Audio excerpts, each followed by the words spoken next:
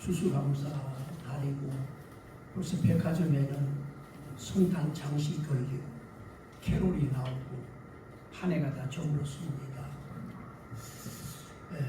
학술원이 이렇게 목사님들이 참석해 주시고 유지될 수 있었던 것은 우리 사랑하고 존경하는 이상호 목사님 아름다운 헌신이 있었기 때문에 여기까지 이룰 수가 있었고요. 너무 소중하고 또 귀합니다. 그래서 또 여러분들을 그뿐만 아니라 보이지 않게 섬기는 여러분들이 계셨기 때문에 여기까지 나올 수가 있었습니다. 우리가 여호수아 얘기를 먼저 하려고 합니다. 가나안 땅 정복을 눈앞에 두고 노심초사하고 있는 여호수아에게 하나님께서 새로운 전략을 주십니다. 새 땅을 정복하는 새 전략 중요하죠. 왜냐하면 전쟁에서 가장 중요한 것은 전략이기 때문입니다. 전략이 우세하면 승리할 수 있기 때문입니다. 전략이라는 단어는 원래 전쟁에서만 쓰는 단어입니다. 그런데 하나님께서 전략을 가르쳐 주셨습니다. 하나님께서 주신 전략이 무엇일까요?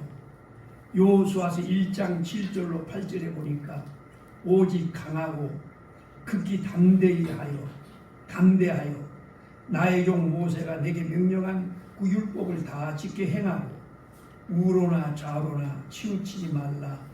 그리하면 어디로 가든지 형통하리니 이 율법책을 내 입에서 떠나지 말게 하며 주야로 그것을 묵상하여 그 안에 기록된 대로 다 지켜 행하라.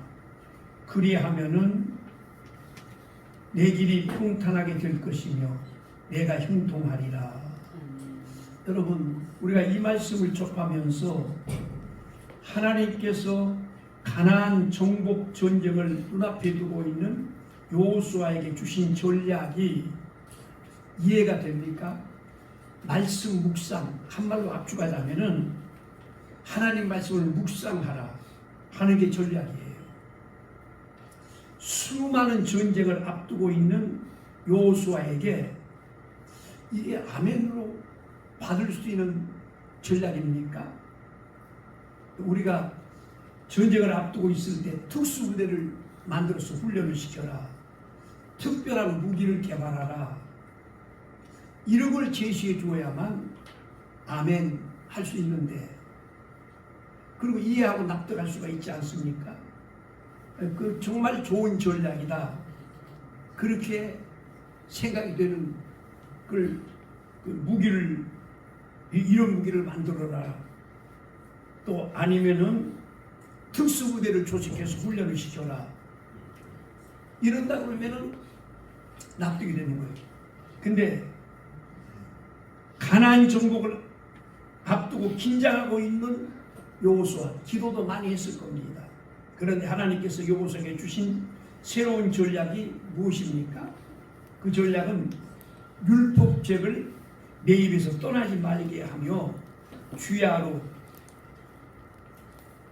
그것을 묵상하여 하며 그 안에 기록된 대로 다 지켜 행하라 하는 거예요. 주야로 말씀을 묵상하라 하고 말씀합니다.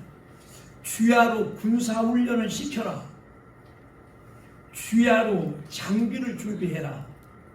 그렇게 말씀하시면은 이해가 되는데, 주야로 군사훈련이 아니라 말씀을 묵상하라고 합니다.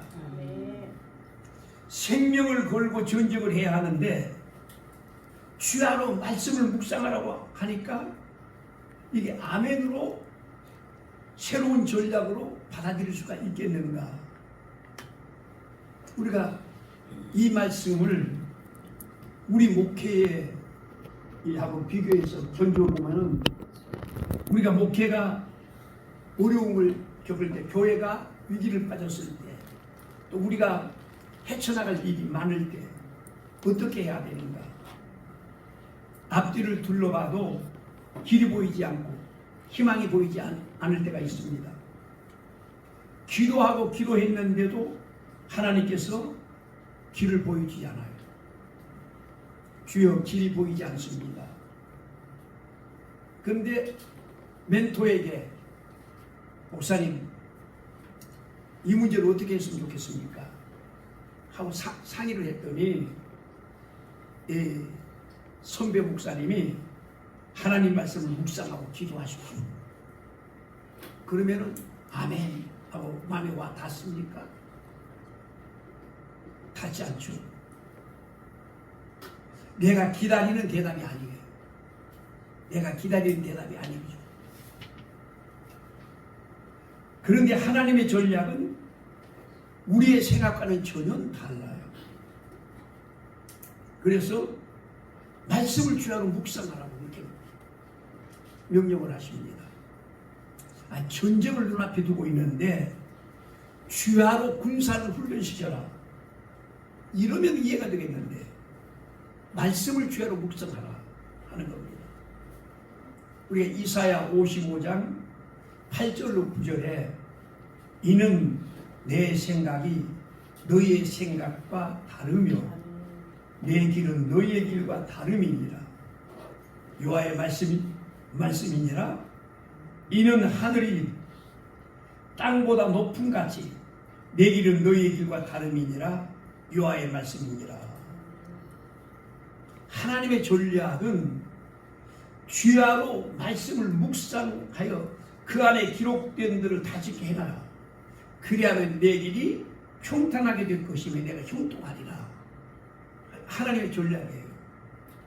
그러니까 말씀 묵상, 이게 실제로 전쟁에 무슨 효과가 있는가? 우리는 말씀 묵상과 실제 전쟁은 생명을 걸고 싸우는 거잖아요. 그러면은 말씀 묵상과 전쟁이 무슨 연관이 있겠는가 하는 거예요. 그런데 말씀 묵상 속에 전쟁에 승리할 수 있는 전략이 담겨져 있다는 것을 하나님께서는 말씀해 주는 거예요. 그러니까 말씀 묵상 속에 형통의 비결이 담겨 있다. 어떻게 그게 가능할까 하는 것은 이사야서 55장 10절로 11절에 이는 비와 눈이 하늘로부터 내려서 그리로 돌아가지 아니하고 땅을 적셔서 소출이 나게 하며 싹이 나게 하여 파종하는 자에게는 종자를 주며 먹는 자에게는 양식을 준과 같이 내 입에서 나가는 말도 이와 같이 헛되이 내게로 돌아오지 아니하고 나의 기뻐하는 뜻을 이루며 내가 보낸 일에 총통함이니라. 여기서 중요한 게 하늘에서 내리는 비와 눈도 그냥 수증기가 돼서 하늘로 올라가는 게 아니라 이 땅에 와서 많은 일을 하죠. 비와 눈이 내림으로 많은 일을 하는 거예요. 그리고 그와 같이 하나님의 입에서 나가는 모든 말씀은 이와 같이 헛되게 하나님께로 돌아오는 법이 없다. 그 다음에 하나님의 기뻐하시는 뜻을 이루고 그 다음에 하나님이 보낸 일에 형통하게 된다 하고 말씀을 하십니다. 저는 목회를 하면서도 이 말씀을 굉장히 많이 증거했는데요. 이 말씀을 증거만 했지 이 말씀을 그대로 아멘 하고 과연 믿고 있는가 하고 한번 생각을 해봤습니다. 하나님 말씀의 위대한 능력을 믿는가 하는 거예요. 우리가 요한복음 우리가 잘 아는 1장 1절부터 4절에 태초에 말씀이 계시니라. 이 말씀이 하나님과 함께 계셨으니 이 말씀은 곧 하나님이시니라. 그가 태초에 하나님과 함께 계셨고 만물이 그로 말미암아 지은 바 되었으니 지은 것이 하나도 그가 없이는 된 것이 없느니라. 그 안에 생명이 있었으니 이 생명은 사람들의 빛이라. 여러분, 하나님의 말씀은 창조의 능력이다. 아니, 그러니까 창조의 능력이라는 말을 한번 가만히 묵상을 해보세요.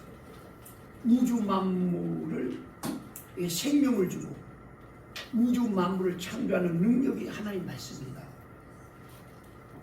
그러니까 창조의 능력이라는 게 뭐죠? 전지전능하신 능력이죠. 능력이다. 그리고 하나님 말씀 안에 생명이 있다. 그렇게 성경은 증거를 합니다. 그렇기 때문에 말씀 묵상 속에 형통의 비결이 담겨 있다. 그러니까 하나님의 말씀 묵상 속에 전쟁 승리의 전략을 담아두셨다 하는 말씀입니다. 그러니까 여기 시편 119편 97절로 98절에 보니까 내가 주의 복을 어찌 그리 사랑하는지요. 내가 그것을 종일 작은 소리로 읊조리나이다. 주의 계명들이 항상 나와 함께 하므로 그것들이 나를 원수보다 지혜롭게 하나이다. 여기서 내가 종일 작은 소리로 읊조리나이다. 이게 히브리인들이 하는 묵상입니다. 히브리인들은 하나님 말씀을 작은 소리로 계속 읊조려요. 그게 묵상입니다. 그러니까 하나님 말씀을 묵상하는 자에게는 원수보다도 하나님 지혜롭게 하신다. 지혜를 주죠. 말씀 묵상 속에 지혜가 담겨 있다는 말씀입니다. 시편 119편 165절에 주의 법을 사랑하는 자에게는 큰 평안이 있으니 그들에게 장애물이 없으리로다. 그러니까 하나님 말씀을 사랑하는 자에게는 큰 평안이 있고 장애물이 없다 하고 말씀하십니다. 그러니까 하나님 말씀을 믿지 않는 자는 하나님을 믿지 않는 자와 똑같죠. 그래서 말씀 묵상이 굉장히 중요하다는 거예요. 계속 반복해서 읊조리고 반복의 힘은 정말 놀랍고 대단하다는 우리가 잘 알고 있습니다. 군인들이 총검수를 계속 반복해서 훈련을 합니다. 왜 그럴까요?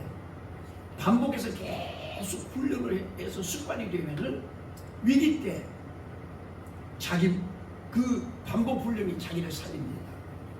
갑자기 저기 눈앞에 당황해가지고 훈련을 제대로 훈련된 사람은 늘 반복해서 훈련하는 사람은 의식적으로 행동이 나와서 적을 무찌를 수가 있는 거예요. 그런데 반복해서 훈련을 하지 않으면 위기 때 당황하게 돼요. 적을 딱 보면. 그래서 목숨을 잃게 되는 거죠. 그래서 하나님 말씀을 반복하는 것은 굉장히 큰 파워가 생기는 거예요. 그래서 계속 읊조리고 묵상하는 것은 굉장한 힘을 얻게 되는 거예요. 네, 여러분 여기서 무엇인지 반복하면서 다양한 방법을 모색하게 되죠. 여러분 운동 선수들이 그 유도 선수들도 올림픽에 출전하는 선수들 보면 똑같은 행동을 반복해서 계속 훈련합니다. 왜 그럴까요? 실전에 가서 그 찰나가 생기면 그 훈련하는 게 반복해서 훈련하는 게 바로 행동으로 옮겨진 파워가 되죠. 그래서 상대방을 넘어뜨릴 수가 있죠. 그래서 말씀을 반복해서 읊조리는 것은 굉장히 중요한 거다. 그래서 우리는 늘 말씀을 묵상하는 것 속에 하나님이 형통의 비밀을 담아 놓으셨다 하고 말씀을 합니다. 네. 그러니까 말씀 묵상을 통해서 실천의 원리가 깨닫게 되는 거죠. 그래서 말씀을 묵상하고 말씀에 따라가는 삶을 살면 어떻게 될까? 우리가 잘 알잖아요. 베드로가 우리가 밤새도록 자기 경험과 자기 지식과 자기 힘을 다하여 그물질했죠. 한 마리도 못 잡았는데 아침이 되어서 예수님 말씀을 듣고 말씀에 의지해서 내가 그물을 내리리이다 하니까 고기가 엄청나게 잡혔죠. 그런데 여기서 베드로는 말씀에 의지하는 삶으로 삶이 새롭게 시작되는 순간이죠. 그렇기 때문에 말씀에 의지하고 말씀 따라가는 것이 그렇게 중요하다 하는 겁니다. 말씀을 묵상하면은 어떻게 될까? 이사야서 55장 12절로 13절 너희는 기쁨으로 나아가며 편안히 인도함을 받을 것이요 산들과 언덕들이 너희 앞에서 노래를 바라고 들의 나무가 손뼉을 칠 것이며 잣나무는 가시나무를 대신하며 화석류는 찔레를 대신하여 날 것이라. 이것이 여호와의 기념이 되어 영영한 표징이 되어 끊어지지 아니하리라 하고 되어 있습니다. 여기에서 화석류는 우리나라에 잘 없는 식물이죠. 이 광엽수인데 상록 관목이에요. 그 나뭇가지 이스라엘 사람들이 초막절을 세울 때 그 기물을 돕는 그 나무, 근데 사용하는 나무가 화석류입니다. 여러분, 우리가 형통에 대해서 부정적으로 생각하는 분들이 많이 계세요. 목회자에게 형통이라는 건 무엇일까? 형통의 원래 히브리어의 뜻은 사칼인데 이 뜻은 지혜, 지혜롭다, 깨달음, 지혜롭게 행함, 신중함, 신중하게 행동함, 번영, 통찰력 그런 뜻을 가지고 있습니다. 근데 여기에 오늘 본문에 목자들은 어리석어 여호와를 찾지 아니하므로 형통하지 못하며 그 모든 양떼가 흩어졌도다 하고 말씀에 기록되어 있습니다. 네. 여러분, 이 말씀에 동의가 됩니까? 아니, 목회자가 하나님을 찾지 않는 목회자가 있을까요? 그렇죠. 아니, 목회자라면 누구든지 다 하나님을 찾죠. 하나님을 부르고 하나님께 예배하고 하나님께 기도하고 하나님을 찾습니다. 근데 목자가 하나님을 찾지 않는 목자가 있을까요? 없습니다. 근데 이게 무슨 소리일까요? 그리고 목자들이 어리석어 여호와를 찾지 아니하므로 형통하지 못하고 모든 양떼가 흩어졌다 하고 말합니다. 목회라면서 가장 가슴 아플 때가 언제죠? 양떼가 흩어졌을 때. 내가 아끼고 사랑했던 권사, 집사가 교회를 떠나는 거예요. 그들이 왜 떠나는지 모르지만 상처를 받고 떠나는 거예요. 그랬을 때 목회자는 정말 한말로 죽을 맛이죠. 그 다 경험해 보시면 죽을 맛이죠. 그리고 참 여러 가지 생각이 많이 들죠. 그러니까 목회자가 양떼들이 흩어지는 것만큼 불행한 일이 없어요. 가장 치명적인 거죠. 그런데 하나님을 찾지 않으면 양떼들이 흩어진다고. 하나님을 찾지 않은 목회자가 있을까? 아니, 예배 때마다 찾고 하나님 증거를 하고 어떻게 하나님을 목회자가 안 찾아요? 이게 무슨 소리인가? 이것은 여러분, 목회가 위기를 맞았을 때 그때가 문제인 거예요. 또 어려운 일을 만났을 때 우리는 먼저 기도하기. 여러분, 어려운 일을 만났을 때 그 어려움을 하나님 앞에 나가서 하나님께 전적으로 맡기는 사람이 몇 사람이 될까? 깜짝 놀란 사건은 그것을 설문해가지고 프로테이지로 한번 이렇게 10%가 안 돼요.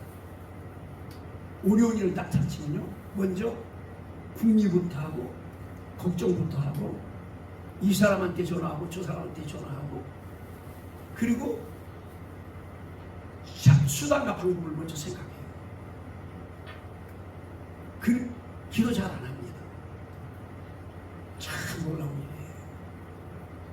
아니 기도해라고 그렇게 기도가 답이라고 그렇게 강단에서 외쳤던 목회자도 막상 자기한테 치명적인 일이 딱 닥치면 기도보다도 머리가 먼저 굴러가요. 궁리가 하고 그 다음에 이 사람한테 전화하고 저 사람한테 전화해서 그 다음에 사람들의 말에 의해서 그걸 판단하려고 합니다. 그렇게 하면서 인간의 수단과 방법으로 문제를 해결하려고. 이런 숫자, 이런 분들이 10명 중에 8명이 다 그렇게 한다. 2명만 하나님만 믿고 전적으로 하나님 앞에 매달려서 하나님 살려주세요 하는 숫자가 2명 정도밖에 안 된다는 거예요. 그러니까 평소 때 예배드리고 하나님을 자꾸 부르는 걸 말하는 게 아니에요.